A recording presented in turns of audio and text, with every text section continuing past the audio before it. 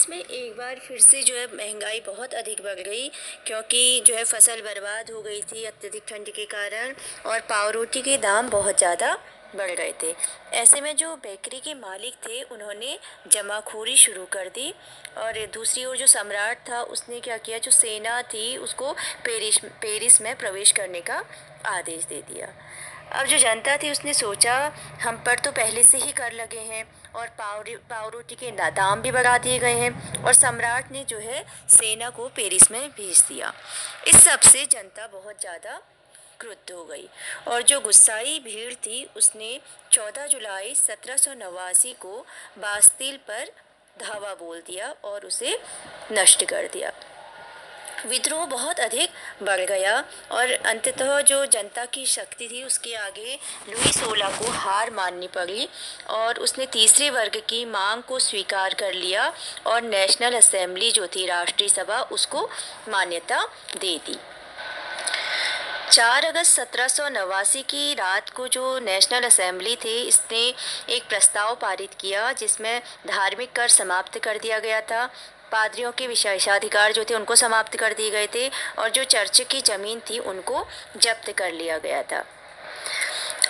अब फ्रांस जो है राजतंत्र से संवैधानिक राजतंत्र बन गया, और 1791 में जो है नेशनल असेंबली ने अपने संविधान को पूर्ण कर लिया, और 1791 के संविधान ने जो कानून बनाने का अधिकार दिया वो दिया किसको, नेशनल असेंबली को दे दिया।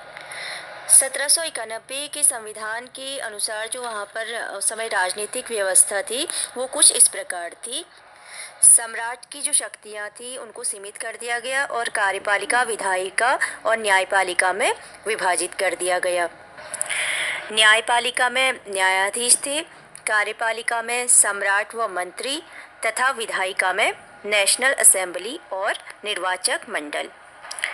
नेशनल असेंबली में 745 सदस्य होते हैं, और निर्वाचक मंडल में जो सदस्य होते थे वो 50,000 पुरुष होते थे।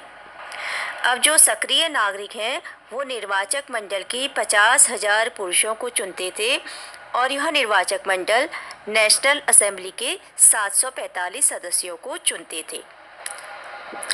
अब जो नेशनल असेंबली थी इसका नियंत्रण तो सम्राट पर था, लेकिन जो सम्राट था, सम्राट का नेशनल असेंबली पर कोई नियंत्रण नहीं था। आप इन एरो को देख सकते हैं जिसमें नियंत्रण लिखा हुआ है, इधर को आया नियंत्रण लिखा हुआ है और एक पर निषेध लिखा हुआ है।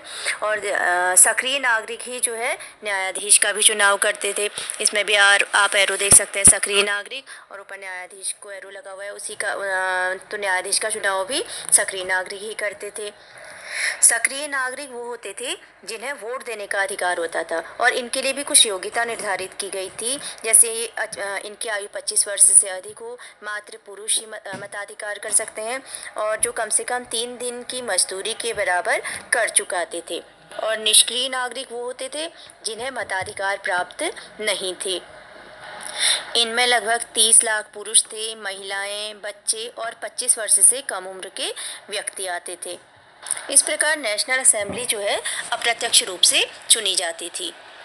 यह संविधान जो है पुरुष एवं नागरिक अधिकार घोषणा पत्र के साथ शुरू हुआ, अर्थात इसमें महिलाओं की अवहेलना की गई थी और पुरुषों को प्राधान्यता दी गई थी। इस संविधान में जीने का अधिकार, बात कहने का अधिकार, कानूनी समानता का अधिकार शामिल थे। अर्थात ये जो अधिकार हैं ये प्रत्येक व्यक्ति को जन्म से ही प्राप्त हैं, और इन अधिकारों को कोई नहीं छीन सकता। और इस संविधान में जो है कुल 17 आर्टिकल थे।